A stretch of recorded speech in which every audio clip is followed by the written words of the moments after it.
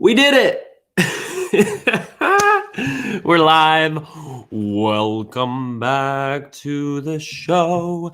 I'd like to let you know tonight we've got a lineup of some collector friends. We got that Mosey on. He's gonna be with his friend Bobby T, and nobody knows what about it was, but it's gonna quite a bit lowly. There was almost like a really great rhyme and rhythm there. I kind of gave up on it a bit at the end, so forgive me. Welcome. Thank you for watching the replay on YouTube. And for everybody who's tuning into Twitch, let's go. So tonight's show is going to be quite a delight. We're expecting two special guests by the name of Mosey and Bobby T. And these two gentlemen have quite a special story to share. And I think a little context that I'll be able to add that should be exciting for them. You may have caught wind of the saga that happened on Twitter 2 or 3 days ago. It was over the weekend. Gary was speaking at a conference in Edmonton, Alberta, perhaps somewhere in Canada. Sorry, Canada. I just don't know the geography well.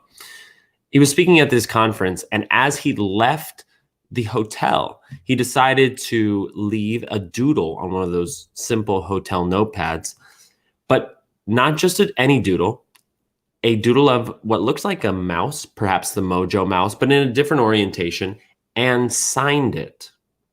So he took a video, posted it to Twitter where he said, left a little gift, figure it out. Which is so interesting because what like a prodding message to offer. Like it is like a single breadcrumb. It's like, is there another? Who knows? And the story of how these gentlemen got their shot at capturing this doodle, because they were not the only ones in Edmonton who could identify the hotel that Gary was at. But their story is absolutely phenomenal. They put out a 15-minute video with all the details. I literally just watched it. I had so much fun. It's like, it's very exciting to go for the ride with them. I'm hoping they're going to share all the details with us again here. And I'm also riffing a little bit because they'll be on in just a moment. But that's what you can expect. Hey, Zen Rasta.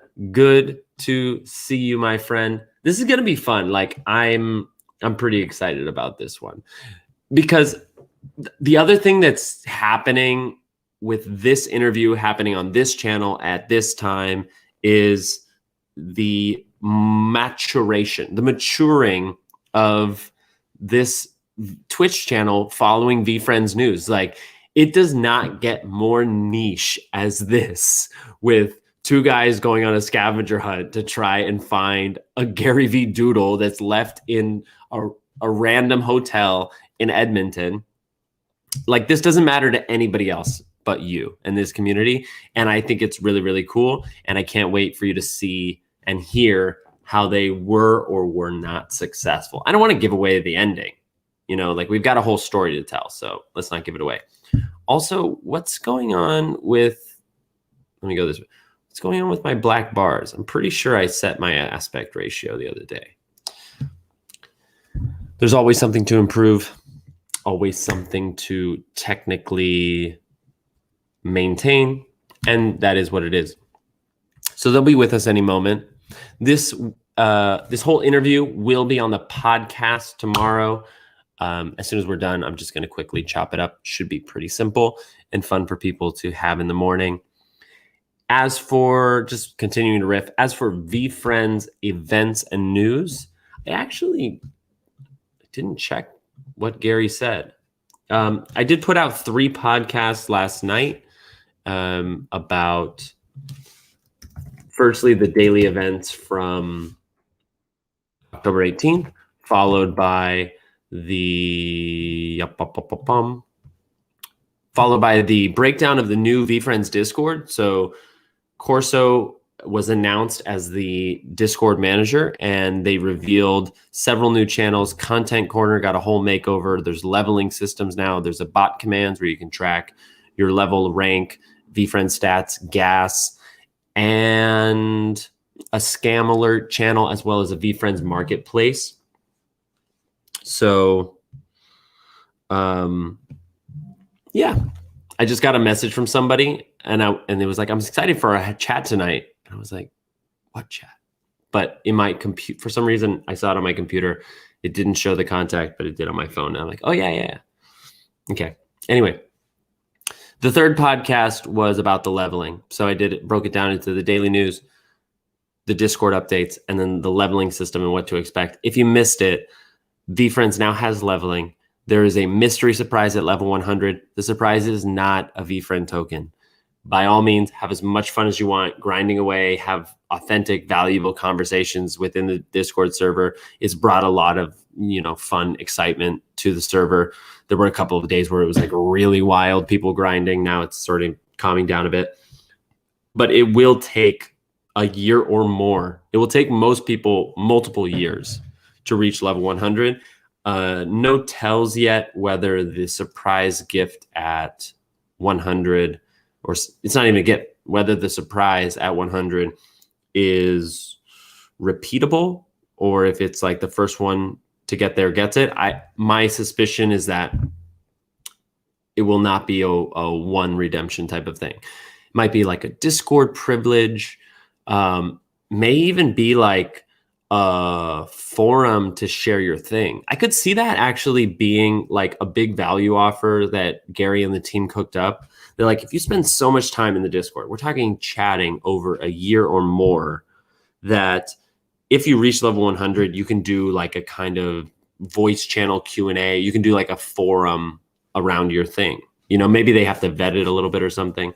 Or maybe it's much simpler than that, and it's like a 2 to 5 minute FaceTime with Gary, or some other thing that's actually technical within Discord.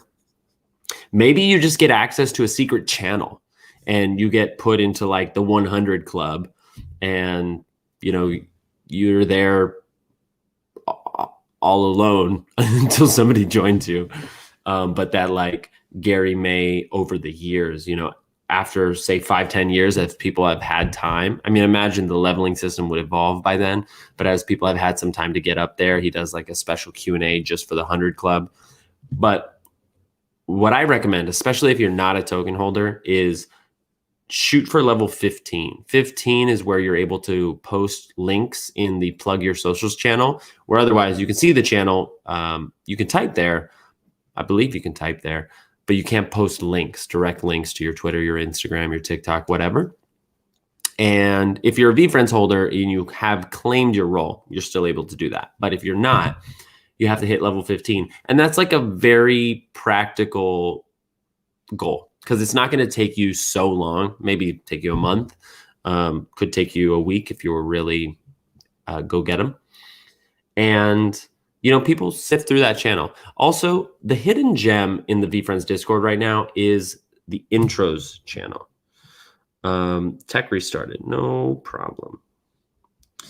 I really think that like a hidden gem is the intros channel, because you may think, I put my thing in the intro channel and nobody ever reaches out to me. But I think it's the reverse strategy. People should go to the intros channel and seek out what they're looking for. If you're looking for a smart contract dev or a marketer or a videographer or just someone in your region to like be pals with, the format is something like name, location, occupation, interests, or something. So that's interesting. Zen Ross, I appreciate you hanging out. We got more folks jumping in. Hey, everybody. I'm just riffing a little bit right now. Our guests have had a technical difficulty. They'll be here in just a second.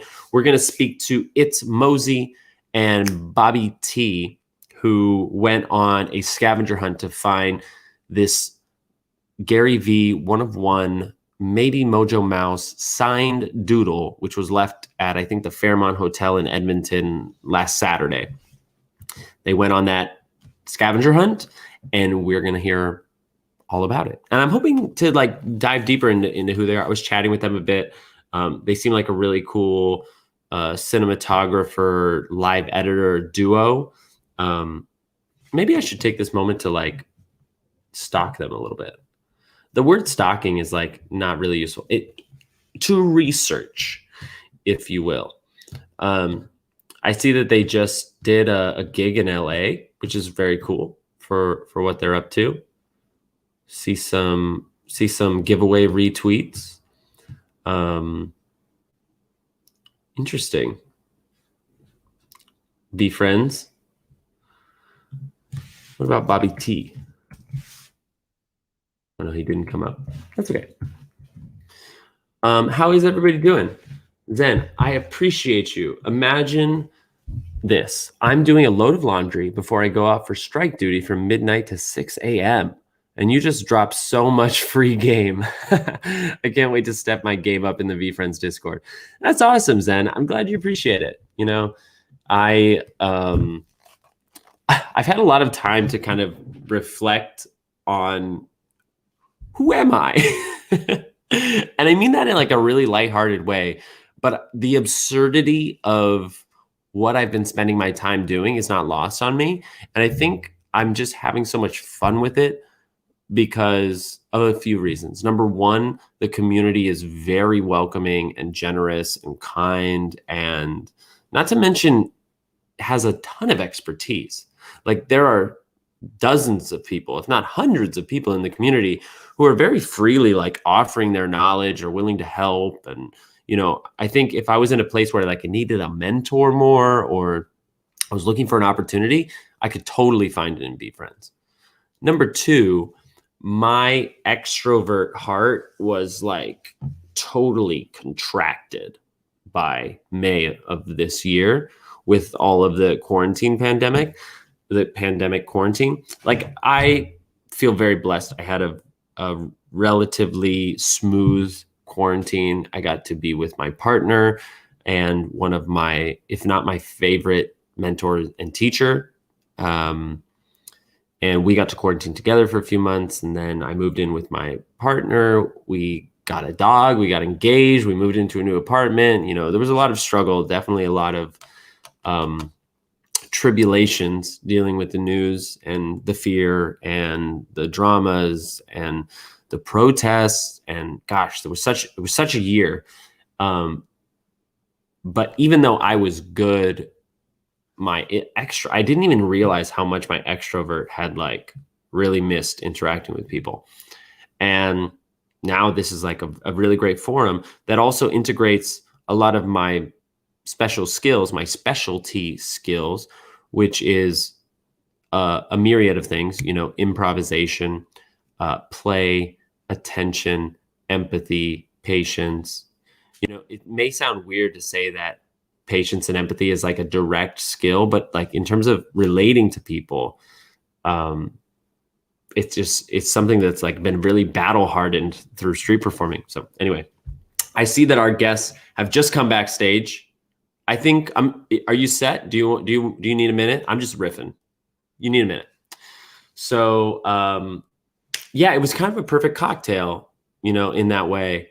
And I guess I brought all that up because it's not lost on me how absurd it is that like day in and day out, I am tracking multiple Discords, now being asked to manage different Discords, or at least moderate within them.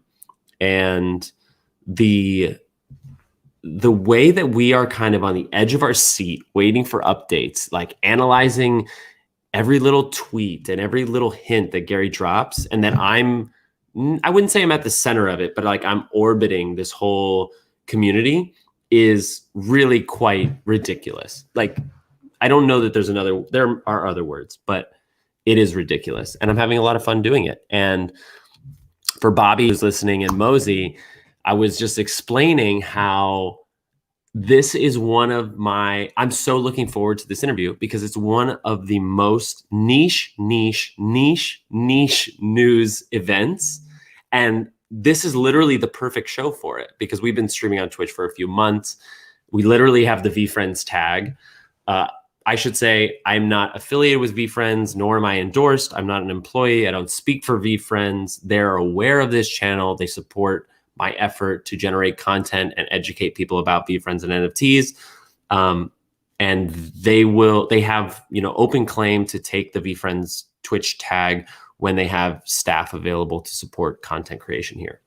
which interestingly enough, Gary actually mentioned last week. So I'm feeling I really need to up my game. So he's like, we don't need to hire someone. We'll just hire this guy. Anyway, this is such a niche moment in history. And I think in the long run, it may be a bigger deal than we think. And I think we're ready to hear the story, if I'm not mistaken. We sure are.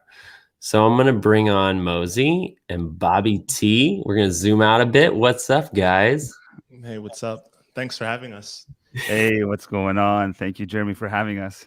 Hey, thanks for being here. I just watched your video recap. I didn't spoil any of the details, but that was my way of researching, and it's such a good story. It was such like a roller coaster of a day ultimately, and maybe we should just jump right into it. Let's go for it. And please give everybody the context of this amazing opportunity you had to meet Gary the day of. It just adds so much color. I love it. Yeah, totally. So it's funny. About a year ago, or a year and some change, before Gary Vee launched his like Tea of Gary Vee and was like almost in that experimentational phase, I had the opportunity through his team, through his texting platform, to jump on a call and just have a chat with him. In like the context of he was drinking tea and kind of just helping out people in the community. And so in that kind of, quick I had about maybe 10 minutes, 15 minutes with him. I had a great question. I answered it. And then my last little tidbit, I asked him, I said, hey, Gary, at that time, I was like, I know you're coming here for the summer. So when you come into my city, would love to interview you. And he hemmed and hawed and said, hey, you know what? We're going to be in and out, but 90% chance I might be able to give you an interview. Just email me. And he kind of gave that whole email Gary Vee, say you're the guy who asked for, exactly. It's in the green screen. I was like, hey, cool, done. Emailed him like that second. We got off on that. Good move. No response.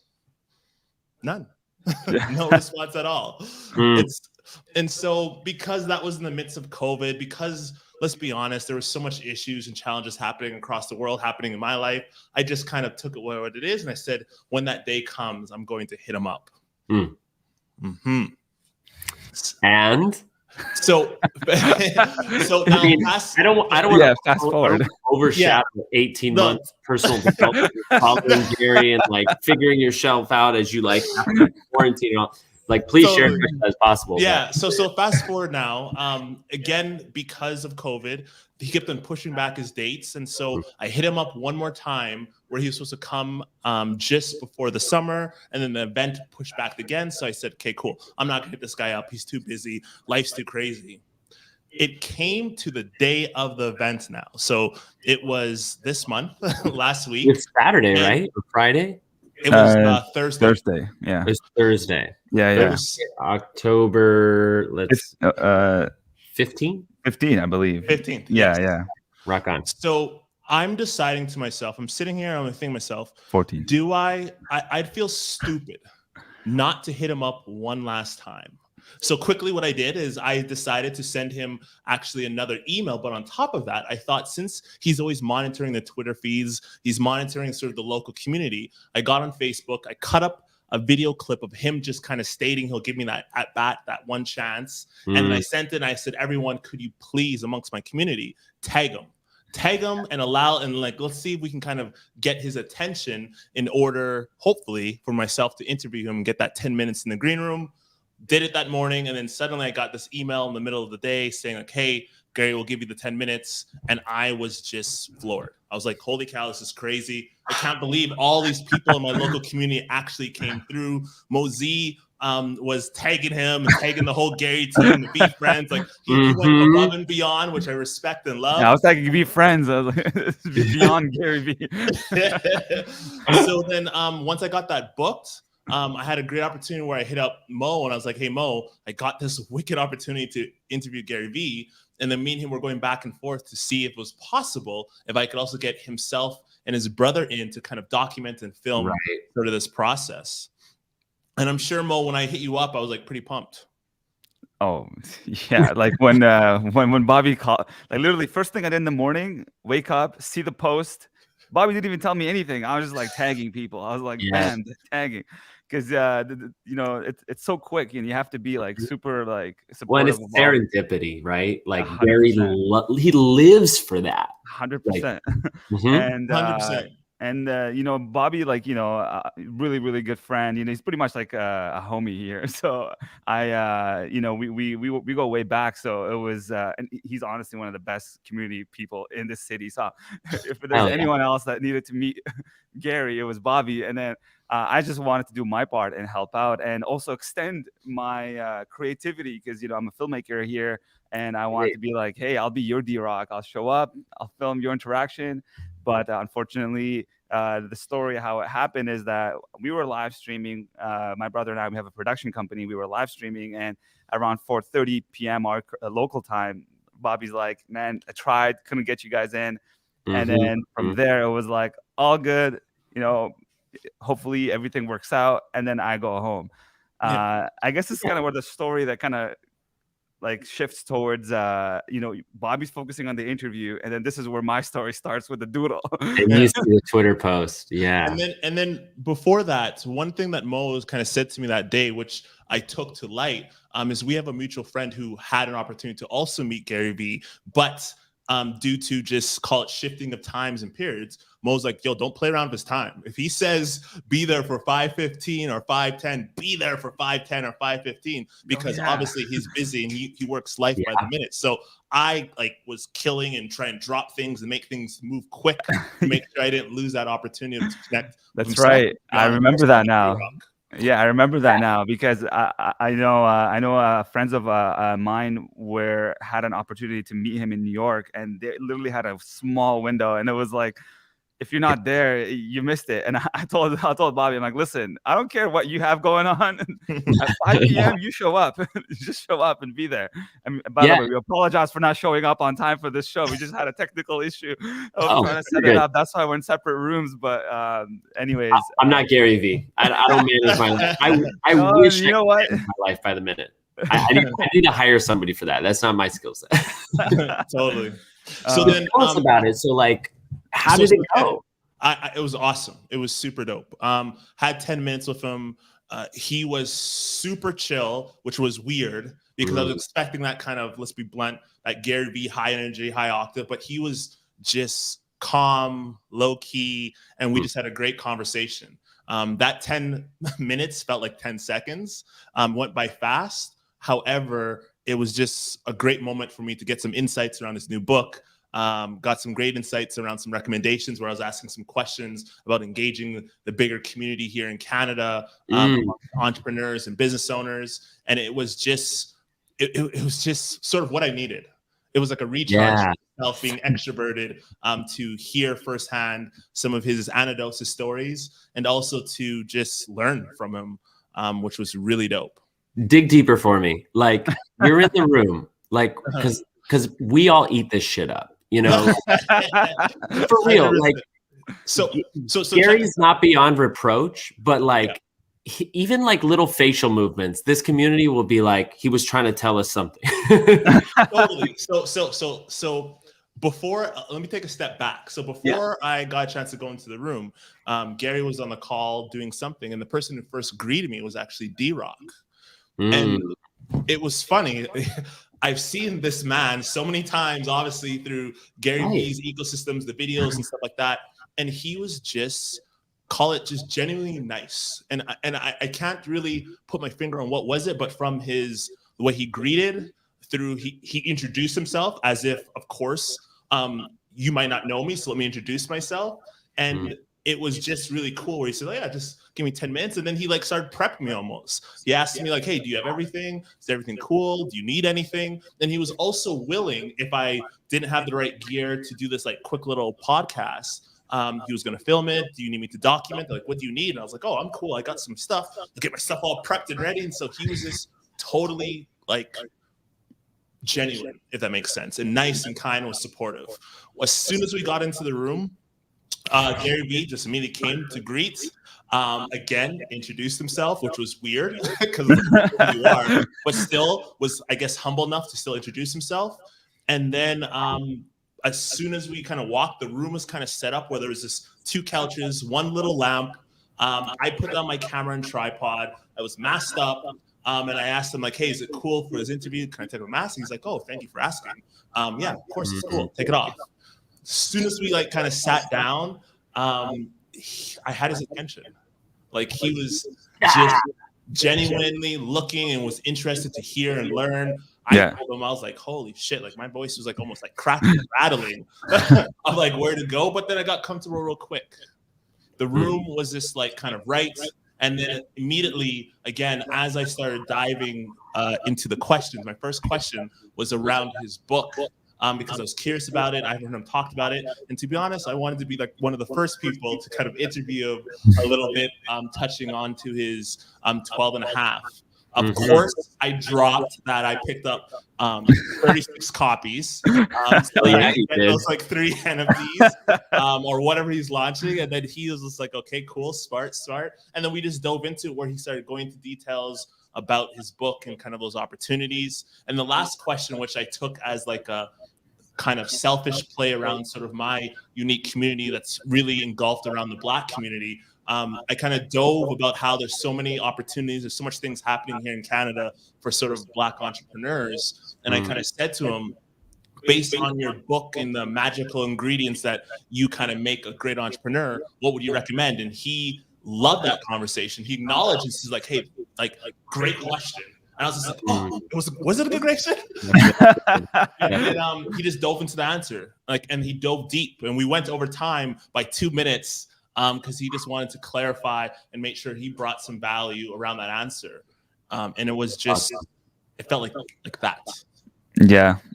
I mean, I saw some of the footage and it really looked like Gary was giving you his 100% attention, and very intimate, very I just felt like I was there in the room. I was like, whoa, this is pretty dope. And again, beyond, like, for D-Rock to go above and beyond. Also remember in the end, he was trying to you took a picture. You were just like, okay, cool, got the picture. And D-Rock was like, no, let's do it again. Yeah. He went above and beyond to make sure to get you a good picture the second time. So for all the interviews during that interview, D-Rock was just going around the room taking different angles and different shots of like iPhone pictures. And then the final one, when I got a chance to get a picture of just me and Gary Vee, you know how iPhones work in low lights, that like it's blurry if you take the picture. And so he took the picture and then it was all blurry, which I didn't see. But then he said, hey, no, let's do another one. And I thought that was dope. And I was telling Mo about that because in the actions of just getting work done or documenting things, he could have just been like, well, I took 9 pictures already. If this one's blurry, who cares? But he decided to like, let's make sure I get a good picture with him and Gary. And again, I just showed like that is another testament to D-Rock. And maybe also like that's probably a testament to Gary's team of how he kind of manages them through being that whole notion of empathy, that whole notion of being kind and truly living that kind of framework and mindset, which is dope. It's so rad. In my mind, I don't know if you saw, he posted a video on Instagram today, and it's just been on repeat in my mind. And he posted, it just says the framework. And he comes on, he says something like, there is nothing, absolutely nothing better than believing that you're not anything special, that you like have your passion, you have your conviction, but you're not convincing anybody, and you're humble. And like, exactly the ethos of that video is what you just communicated was your experience, which is fucking rad. Yeah, 100%. 100%. And then again, after when I finished up that, we got like, scored out and he went off to kind of do another session of some other groups of people. And then, went through his show, and the show was awesome, it was dope, some great insights, some interesting perspective. And then after that, I was vibing. So show wraps up, I'm vibing, trying to like keep this high going. I immediately called, again, I have a roster of creative people who I always call. Mo's my number one person who also has that same like framework. And so I immediately called him. Yeah, and that's kind of what this good news. Yeah, I was doing something else Gary Vee related, because so it's funny because pretty much the time that Bobby was meeting him is when Gary, just before he met Bobby, he posted that video where I didn't watch it at that time, but at 5 p.m. I looked back at the time. It was at 4:58, something like that. And then it was the video states, left a little gift, figure it out. And I saw it around 7:30, so 2 hours or 3 hours into the post. And I'm looking at this, and I got into the NFT space about late August, and I'm like heavy in it. I'm super heavy in it. I know Bobby's not super heavy in it, but I think he will Not be yet. soon. It happens sooner or later. It's gonna happen no matter what. And obviously, I missed out on V. And we both talked about V Friends in the past, but I biggest wasn't regret. ready. I wasn't diving in. 2.0 is coming. Exactly. Well, we'll see. We'll see if hopefully fingers Gotta crossed. save up. And so I'm aware. So we're both aware of V Friends. I'm heavy in the NFT space. We're both aware of the Christie's auction house, and I was like really like, wow, this is something incredible that Gary V is. He made sales bigger than Warhol and Pollock. That doesn't make sense to me. And are you guys aware that I bought that artwork? Like, so I didn't know it until wasn't me alone. But like, I was the front man for the whole DAO. That's so wicked. We put $250,000 down to get the gorilla. Holy! So you guys. So I'm quick question.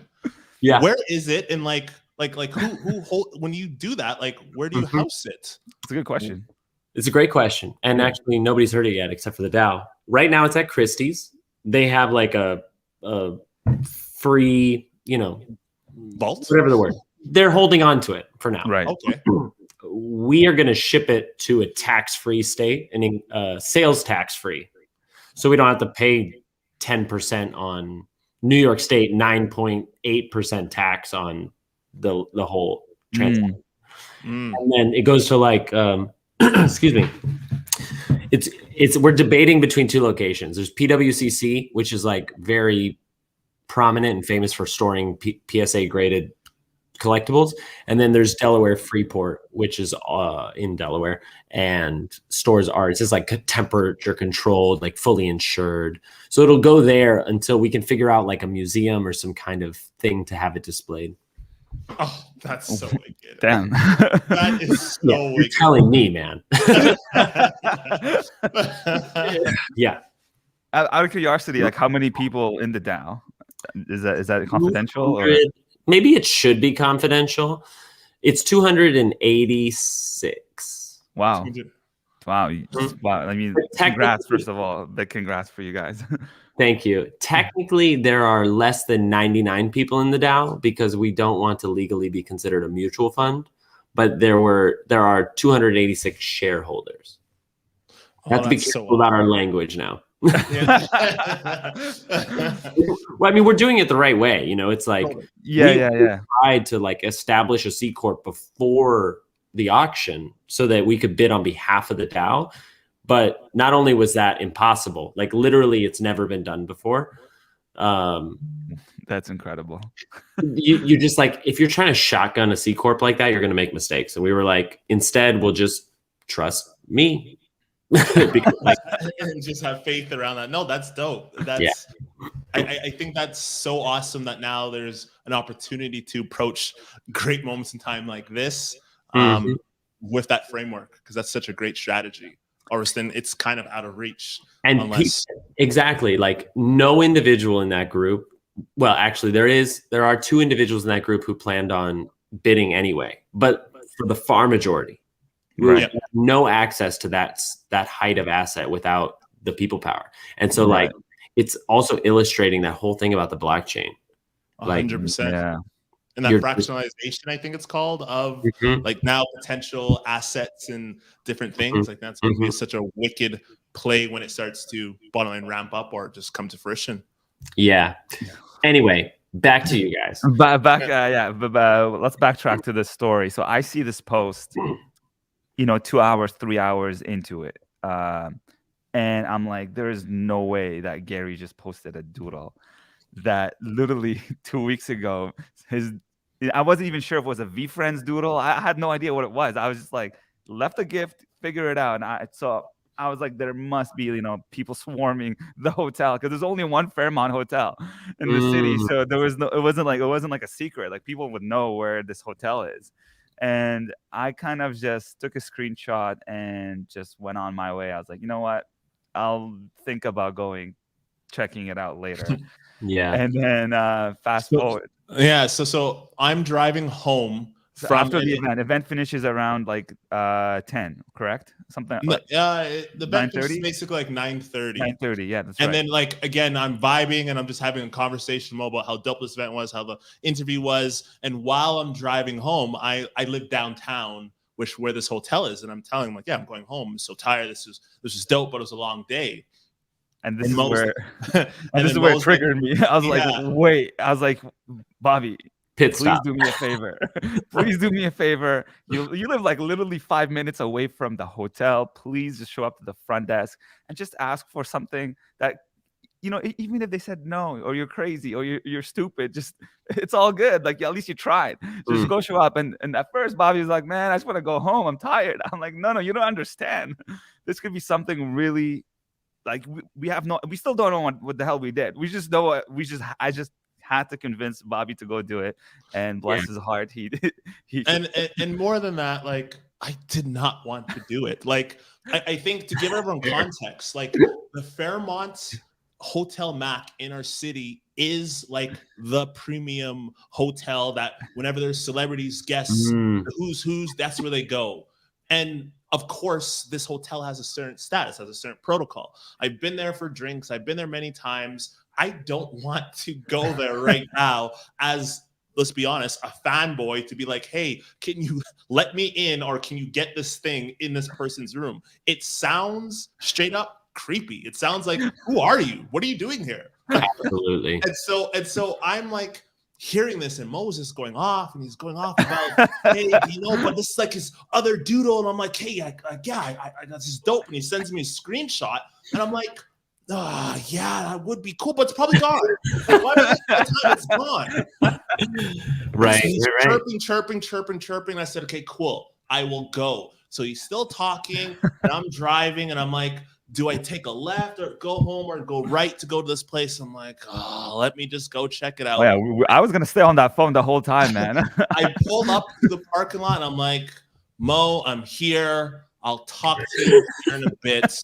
Goodbye. And he's like, all right, cool. Call me as soon as I'm on my edge of seat. Call me as soon as possible. At this point, I'm like just pacing now. I'm like, oh, there's a chance now. There's a chance. Bobby's there. He can do his magic. And by the way, my reasoning for you to go is because I didn't know you had D-Rock's number, by the way.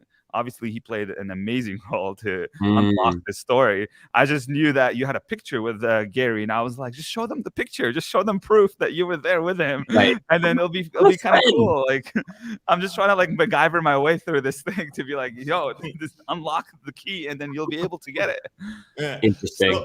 So I walk up, I park my car, and I walk in. And the first person who greets me is they have like a door person who does the valet parking. So I say, what's up? He's like, oh, hey, do you need any help? I'm like, no, I know where I'm going. So I'm like, go through the doors, and I'm already feeling it. Like, what am I going to say? So walk up, and then I come to the front desk, and there's two ladies. So I'm like, and again, imagine I have, it's cold now. Yeah. So you're like putting on your best smile behind the mask. And I'm just like trying to walk up and be all pleasant. So I'm like, okay, cool. I'm like, this is going to sound weird. I prepped that's the first sentence that comes out of my mouth. This is going to sound weird. And I said, check this out. There's a guy named Gary V and D-Rock. Already fucked up. I used their aliases. I didn't say their full names. I used their aliases. So I'm already crazy and a fanboy at this point. But I didn't realize that. Then I said, there is a doodle on this piece of paper, show them my phone, that he left for me. Could you go get it? She looks at me and she's like, let me see. She's like, let me see. Do you have a room number? I'm like, So instantly I'm like, okay, cool. So because I needed to coordinate that interview, I had D-Rock's number. So I was like, okay, cool. No problem. I text D-Rock. I'm like, yo, D-Rock, I'm at the Hotel Mac and I'm coming to grab that doodle.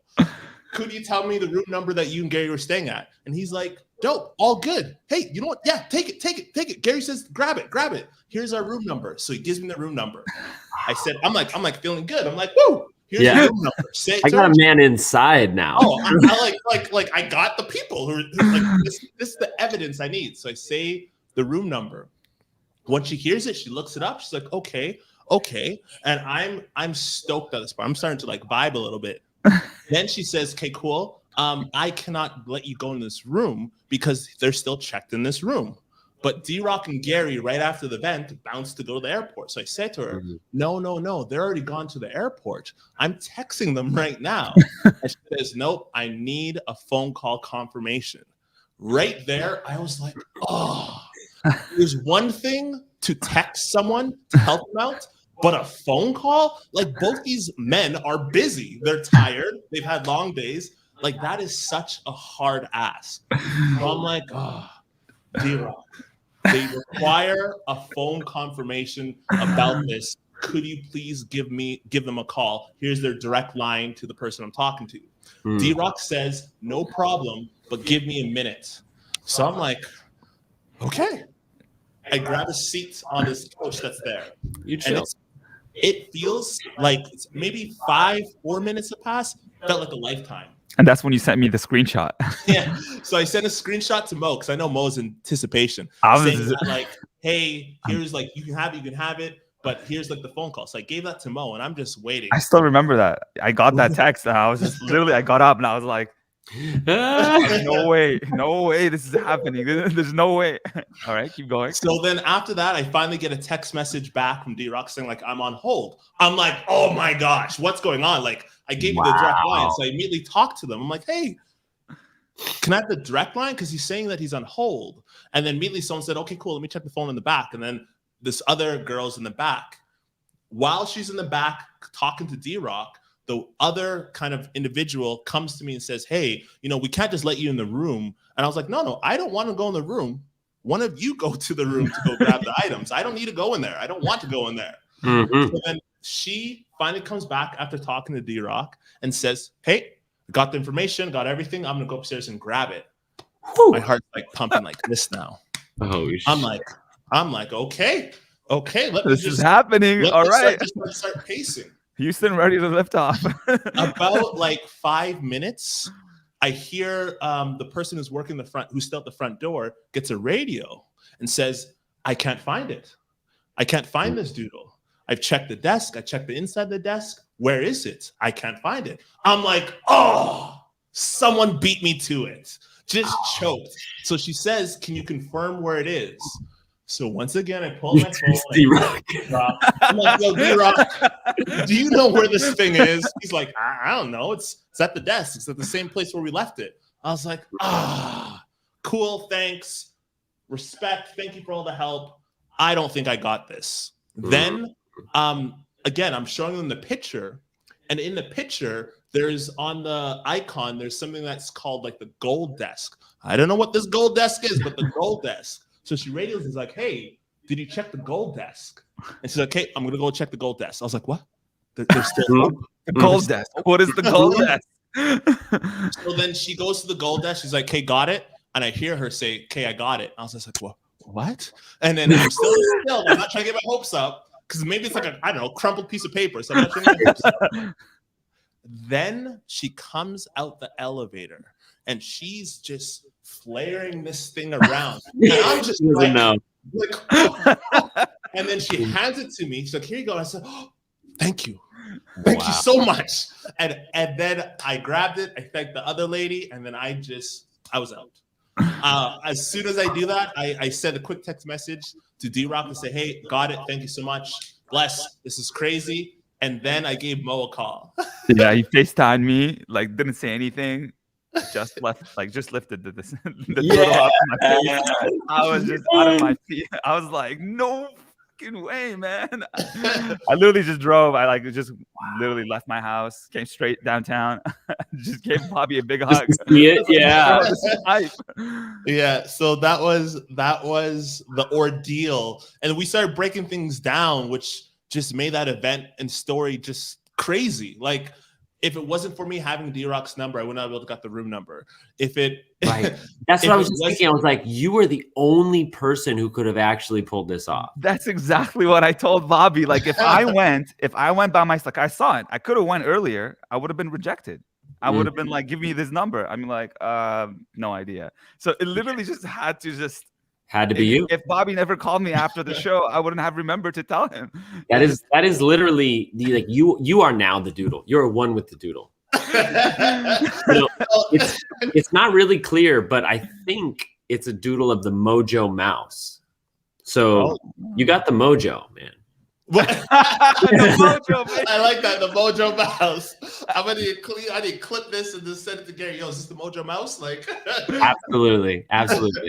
But ultimately, it was such a series of events just to get that doodle. And so with that, now we're just trying to figure out now what. Yeah, that's my big question. Now what? That's the big question. We have some plans. Like we're gonna hit up Gary Vee's team to showcase some of the conversations we're having, some of the celebrations amongst the community, because we know that they're aware of it, but obviously, like, are they aware of it? And number two, I wish I could get some context on this doodle. Like, is Gary just like another Banksy and he's just gonna be leaving doodles across the world? Or is this just a one of one? Is he just experimenting or what? Like, there's so many questions around it.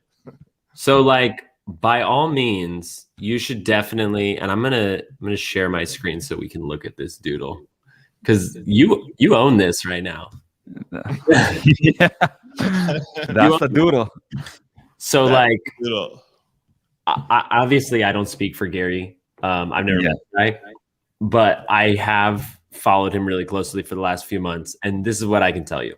I probably know V-Friends better than almost anybody on the planet, except for people actually, on the team who know the secrets. I mean, I see a mouse. Yeah. Yeah. That was a mouse. And I'll show you. Like, the Mojo mouse looks very different, but 3 whiskers, ears, tail. Like, I see a mouse. Yeah, I agree with you. Like, for me, it was either a mouse. That's the first thing I looked up at V-Friends, a mouse. Yeah. The second was like, it was a far-fetched one. It was like a monkey, but I don't think, because monkeys have tails. Yeah. But the whiskers didn't make sense to me. Well, he does have a moral monkey. But here's the other thing, and like why you're saying, like, you need context on what this doodle is. There it is. Yeah. So here's what's interesting is, like, the orientation looks more like the moral monkey. Yeah. But the animal looks more like the mouse. Yes. Yeah. And it has like really big Tom and Jerry vibes right now. Very Tom and Jerry vibes. I agree. And like the big mystery that everyone's asking right now in relationship to V-Friends 2 and the book NFT is, what are all these doodles that Gary's putting out? Because, like, I'm sure you've seen them like a couple times a week. He posted one today. He like just drew a little person on his coffee. Yeah. Yeah, and then I believe he said to name him or something like that. Exactly. Yeah. And like some of what he's done would be in like the just art category. So I don't know how familiar you are with V-Friends, but like there's a whole category called just art. And where the other ones are like different kinds of animals. We got creatures, dinosaurs. Just art, I clicked the wrong one. Just art are more conceptual, be the bigger person. Like this one is, your poor relationship with time is your biggest vulnerability. Like they're like super conceptual. And we've seen him do some of that. What we don't know is if these doodles are like additions to the collection. Yeah. Just him like refining his skill and testing. Or if something like this is like a Mojo Mouse 2.0. Because for Gary, these characters are like the V-Friends 1 characters are the original. They're the first edition. They're like the Genesis idea. And they'll all become lifetime brands that'll partner with everyone, Nike, Super Bowl, you know, Kellogg's cereal, whatever.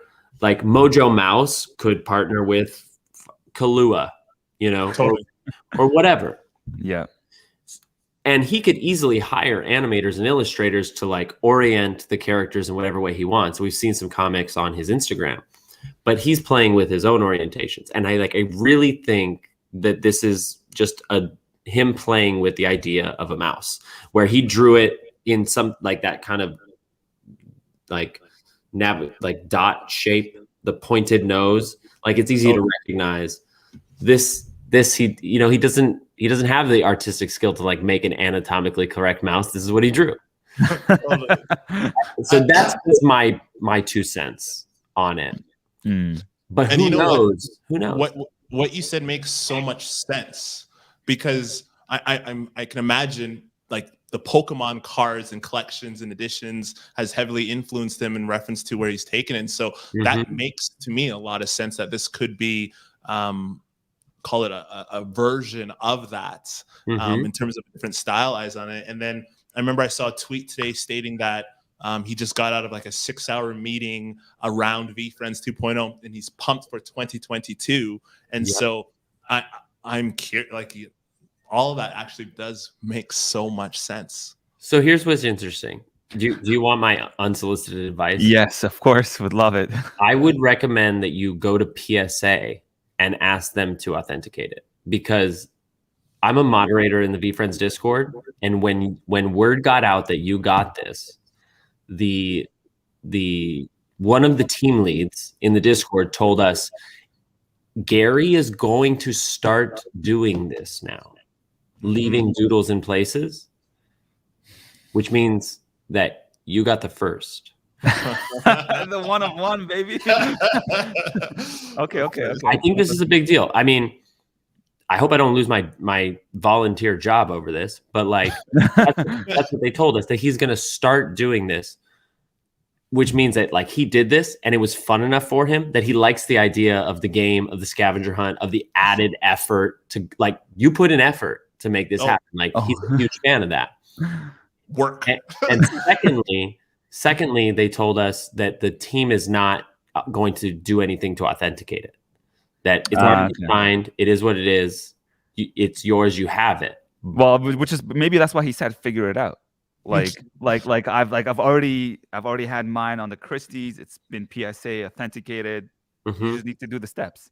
And here's the wild thing that I was piecing together today, because I was thinking about this moment with you two, is anybody could draw a mouse like this, right? Like, I don't think anybody's going to say that any of us couldn't not only draw the mouse in that way. I mean, I guess we'd have to go to Fairmont to get the pad, right?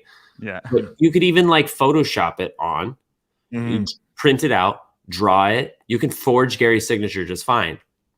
But he posted it on Twitter and the video includes his voice.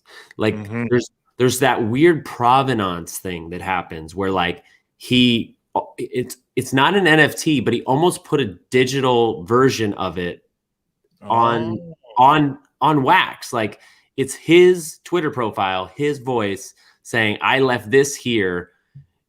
You like you need Fairmont to authenticate this is real." You know what I mean? But jokes aside, PSA has already authenticated Gary V's artwork. Yeah, because that's what they did for Christie's. So I think that's your best bet to like, well, number one, to protect it, because I don't know how valuable it is right now, except to like a rabid collector, but long-term, especially if that like posture gets minted down the road, it like, who knows? Who knows? That's what I was telling Bobby. Like this could be part of a future project, like VFriends 2.0, and we might have the 1-of-1, the first edition of it.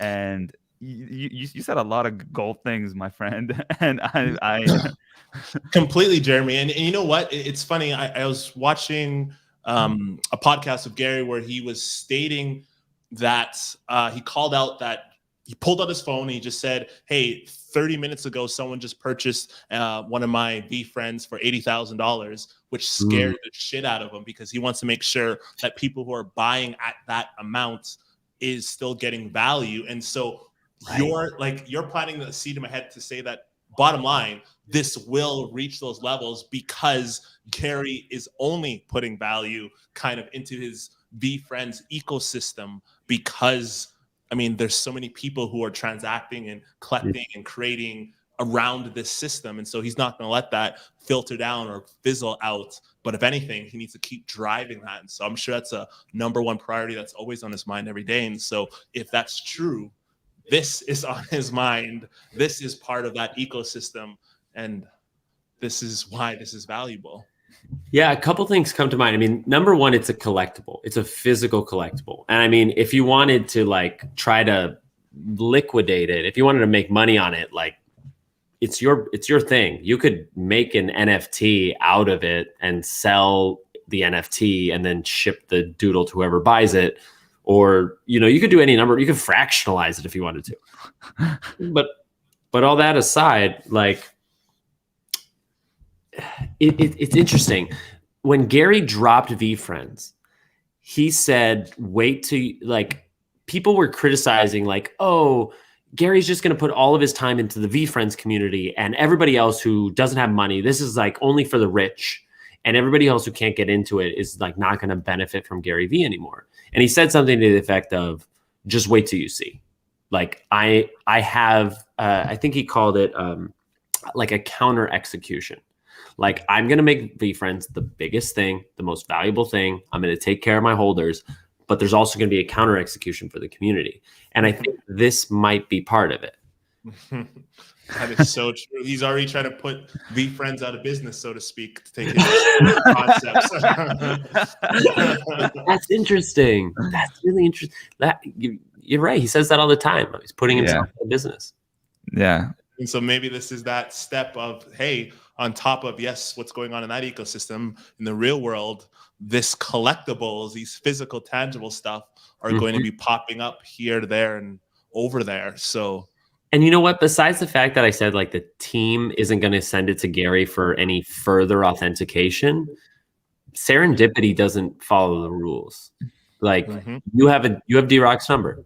You know, it's sort of like a great power comes great responsibility type of thing. You know, totally. But like Twitter, Instagram, whatever, if you feel you need that, like I'm just saying, like, don't let what I've said stop your own creativity and your own effort to continue to connect with Gary Vee. Because even if you can just get like a 20-second video of him saying, oh yeah, it's the Mojo Mouse, suddenly, boom, it is something.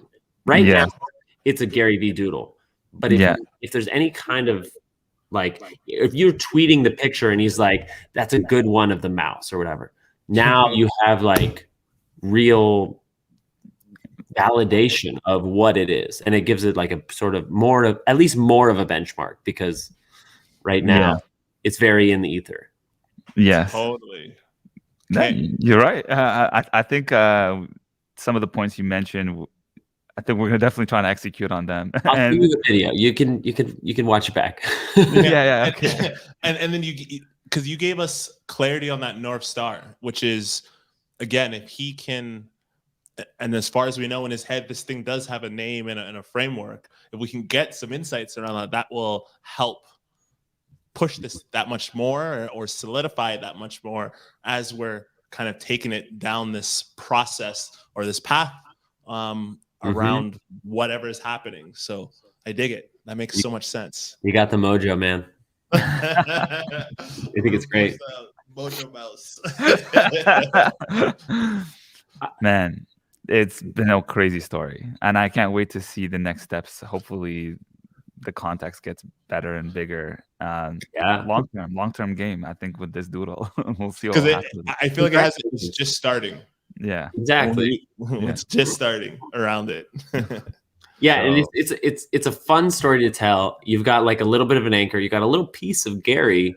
You know, like that's a big deal. Like I spent $250,000 to get something that's not much more you know, like they're different, you know, like Totally. I wouldn't pay $250,000 for that. However, I and we paid $250,000 for it because we expect it to be 25 million in Mhm. over time. I mean, my hope is we never have to sell it, but you know, it's not in my hands. We vote majority rules, so Yeah. but it's not a liquid thing. You know, it's more of a clout thing, really. Totally. Uh, Yeah. maybe sure- maybe it'll be an investment, but for the most part, it's a clout thing. Like we made sure everybody who bought in like we had a Google form with like what is probably not enforceable legal language that was like, I understand there's no promise of profit, you know, like these sorts of things, because it wasn't about that. It's like getting this, it's not going to be double in value next year. Maybe it will, but like it's not worth selling if it doubles in value next year. Like let's think about 20, 30, 40 years and see what happens. And I really think that that's probably where the value is. But maybe you could find somebody who will give you like 3 ETH, 2 ETH for it. I don't know. Like a collector. I don't know. Yeah. We'll see what happens. I think first step is getting it authenticated through PSA. Send it And- to PSA because they take money, you know? Yeah. Yeah. We I think Bobby's already reached out to them as well to figure that steps out. Awesome. And then I think getting the narrative a bit, just a little bit of a context, maybe a little bone from Gary would be kind of nice. That would be cool. That to just you know, keep telling the story and getting new gems to share to the world, I guess. Yeah, I'm so excited for you guys. I mean, I've been going for an hour. We've probably been talking for about 45 minutes. So I kind of want to be mindful of your time. I have a little more time. I want to hear about each of you individually. Like, you know, please feel free to use this platform. There's maybe 50 people who will listen to the podcast tomorrow. Like, what's going on? Like, what do you want to say? For sure. I mean, Bobby, you lead it, man. Take it away. Yeah. So like, I guess ultimately for myself to give people a quick little backstory, similar to Mo, I have like a small video production company. So I make a lot of content creation. I'm in the whole entrepreneur, small business space here in my city in Canada. And because of that, that was when I first got exposed to Gary, maybe about 3 to 4 years ago. Just hearing the stories, hearing the stuff, and really learning about kind of that process and making sure that you enjoy it. Yeah. In that, I sort of like kind of fell in love with how Gary was consistently and constantly bringing value. And so always trying to do that, whether it's with my clients, whether it's around my community, I was always trying to like drive people value, build relationships that are meaningful, and really kind of at times just create cool, dope stuff. And so whether that's around vlogs, that's around podcasting and all that stuff, I always loved it. And so when this whole digital space started to ramp up and I started getting more attention around whether it's NFTs or the blockchain, or just in the general, just content creation. I've always been such a nerd around that. In a past life, I was actually an esports player. So I traveled the world playing video games, and kind of growing up, traveling the world, playing video games, getting paid to do so, I realized how certain subcultures and communities can kind of explode to the point. I mean, we've all seen where esports is now today, is where people are walking off stages of 14 million this, 12 million this, 5 million this. That was before my time. But I realized the value of the internet, the value of community, and the value of kind of these subcultures that very soon, when it kind of pops in terms of pop culture, that's when it wins, and that's where everything moves towards. And so I've really started, and I've experienced already what it's like to sort of see when the world comes to you, when you're building these experiences, this knowledge, this expertise, whether again, if that's in the NFTs all the way down to you just producing as an artist. It's very great when you're getting a little bit of wins and losses now, but boy, oh boy, if you just hold strong, when the world comes to you, it's a different world, it's a different experience. So that's kind of been my framework and like lifestyle since learning from esports to kind of now. Can I just say that I asked you, I basically asked you to like pitch us or like tell us where to follow you, and instead you like decided to inspire us. I think that says a lot about what you just said, like kind of walking the walk. That's cool. I'm telling you, Bobby's the real deal, and can tell. he's actually done a lot more than that. And he only gave you 2 things. He also used to own a clothing store. Before all the sneakerheads and all that cool hype was very popular. He was he was the shaker and the mover in the city, bringing all the like that, the hype beast before hype beast was even popular. That's Bobby right there. I think I have your NFT project, your entrance to NFTs, but you're in the space. You're just not in the space. Exactly. Like I haven't purchased an NFT yet, but like I've done my homework. I'm being educated. I've been having nerding out sessions with Mo around it. And I will get my hands dirty. I'm getting my hands dirty now around it. We're gonna connect afterward. I just got asked to moderate for this project called Shoes, and it just feels like you're supposed to hear about it. You decide if you want it, but like, well, at the very least, you should watch the drop, which is happening a week from today. Because getting to know the cycle of drops is really important. Like this is not a project I would say buy to flip it, but buy for the community, buy for the access, buy for the art, Totally. And cool. the NFTs are actual shoes. Like their whole thing is metaverse apparel. They're like trying to gamify apparel. So like their first drop is shoes, but their project, like their company is called NFTs Studio. So they're going to do earrings and hats and whatever. Pretty interesting stuff. Dope. Robert is the right person. He has a lot of sneaker collections. I'm feeling that. Yeah. Or Bobby, I guess. But yeah, big shout out to tell Bobby. us about yourself, man. So I'm Mosey. I am a filmmaker. That's pretty much like the gist of it. But my brother and I started a company called Bad Films, and it is kind of an oxymoron, I guess, or like a play on words, because you don't really make bad films. But that was the whole point of the marketing behind it. And BAD stands for Be a Dreamer, which is something that we really strive towards, like, always pushing ourselves to believe in the unachievable and trying our best to attain that through storytelling, through music, through sound, through visuals. And that's kind of like, our mission is to help elevate stories and make them alive. So cool. I've been in this space, I guess, or as a filmmaker since 2014 professionally. And lots been happening in the back end, just, working on documentaries, live stream productions. I just love telling stories. That's like the super short version. Hell yeah.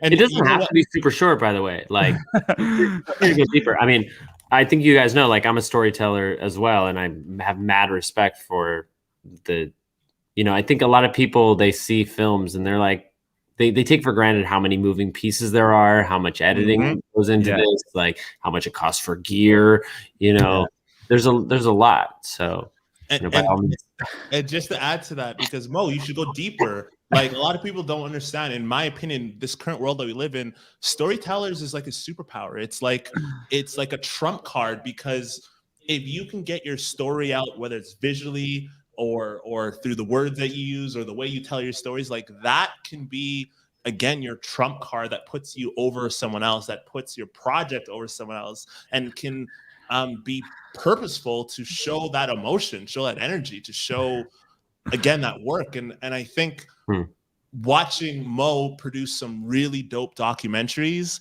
and then seeing him and his brother, which I'm always pushing them to vlog more, share some of the behind the scenes experiences, is everything. Yeah, I mean, like, I guess sometimes we're very humble, and we try to stay extremely positive and help out anyone who we can. It's funny, like when I self-reflect on our work and like our personal traits, I guess it's we're always striving for perfection. I think every person wants to do that, and we're never satisfied by what we want to create. It sounds very cliche, but that's kind of like what every creative wants to do. But then when I see like Gary put out this like doodle, I'm like, man, this is dope. I just want to just get this. I should be putting out more work and embrace my own process. And yes, I do amazing work, and I shouldn't be like I mean, like technically we like Vice today. Vice Canada just shared our documentary on that we did on CBC Jam. So in a weird way, like yes, we do dope work, but we're not sharing it out in the world. So that's one thing that we struggle with, and I think we need to change that narrative. You need to change that narrative. Just like how I did not want to go up to that hotel, and you're like, yo, you gotta go to that hotel. You crazy? You gotta go to that hotel. Yeah. And like it's funny because Mo, you don't like from that all the way to like one of most main clients got recognized by Forbes as being the best live streamer during the height of COVID, and it was because of the production team was creating some dope stuff. And like Mo just brushed that off. It's like, oh yeah, that's just Tuesday. That's Tuesday. Yeah, we did get a mention. I mean, it's well, like you gotta balance it. It's like you're the absolute best and you're absolutely nothing, and those balance each other out.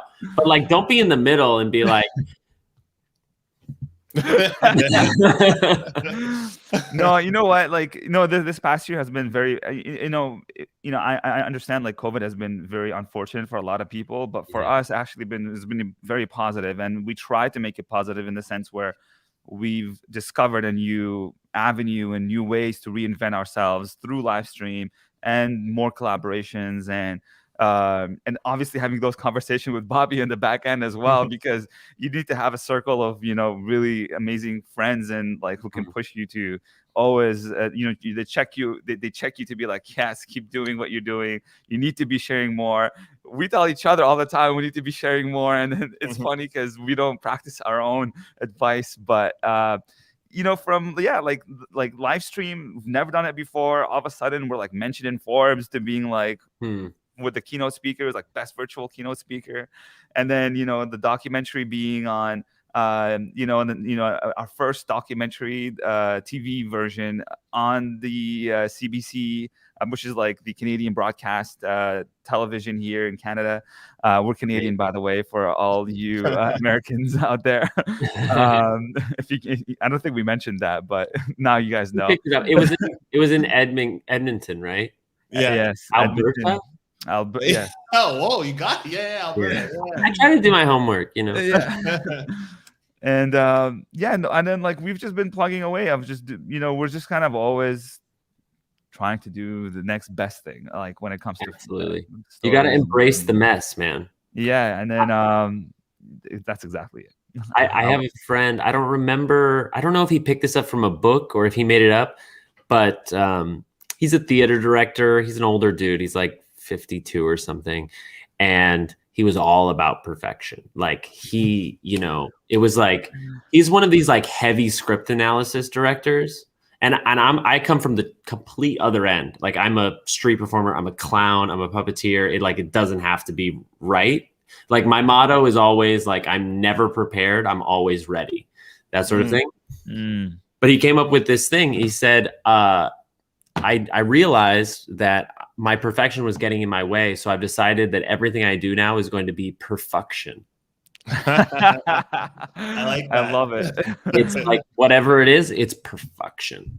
I'm taking that. I'm definitely have to roll with that one. Because it's funny you say that. Because I'm always like trying to preach this notion when it comes to sort of like content creators. There's always this endless pursuit of perfection.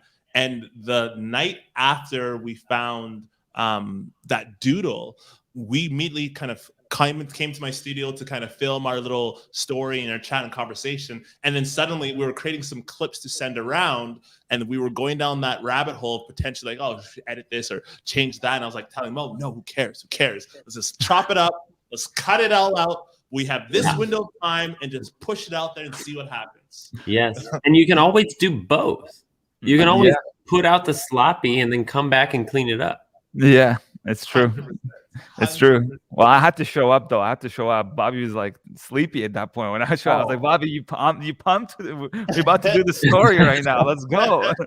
I came with the energy though. You definitely brought it. You were super quick on the edits too. So Man, yeah, it was such an amazing journey, and I can't wait. I'm super glad that we met you, Jeremy, and I'm pretty sure we'll be chatting in the Discords, on socials. Yeah, It's I'm only the super beginning. grateful to meet you guys. It's like I said, it's a truly incredible story that there's no better forum than here for it to be told.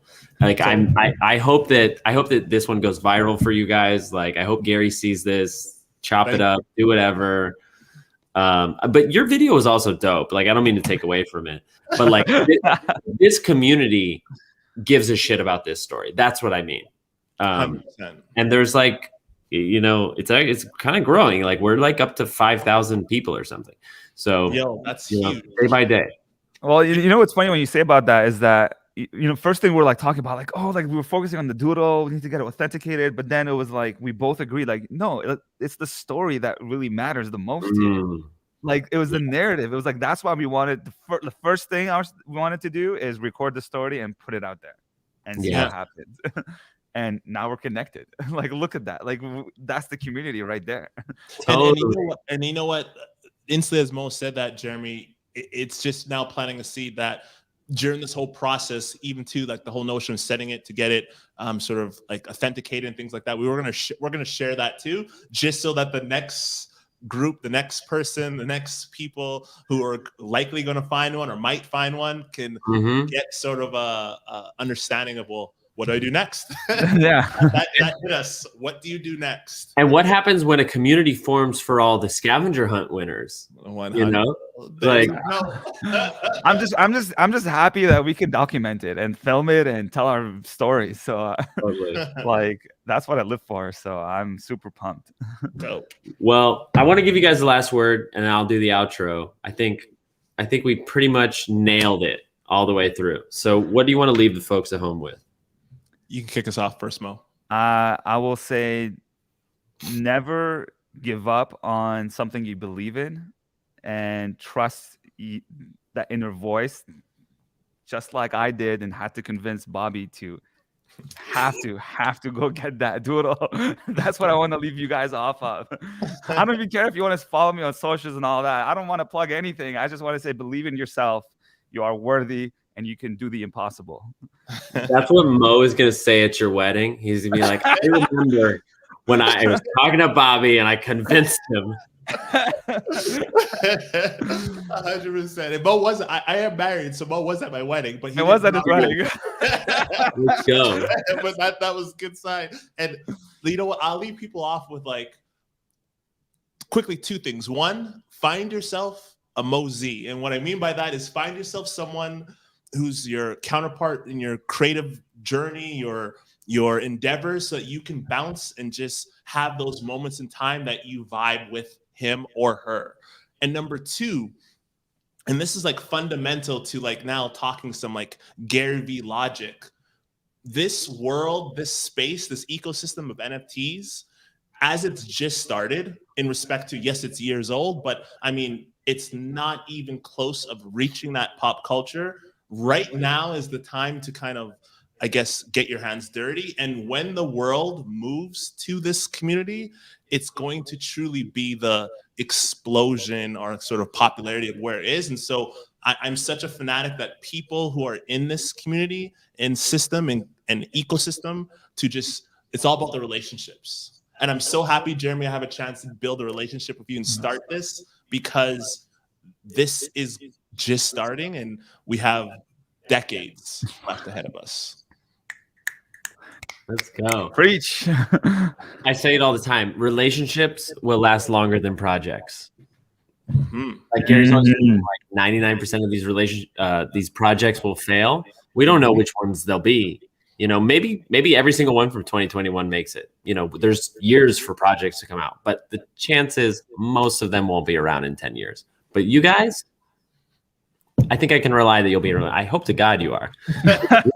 We might be up to some fun stuff by then. Totally. All right.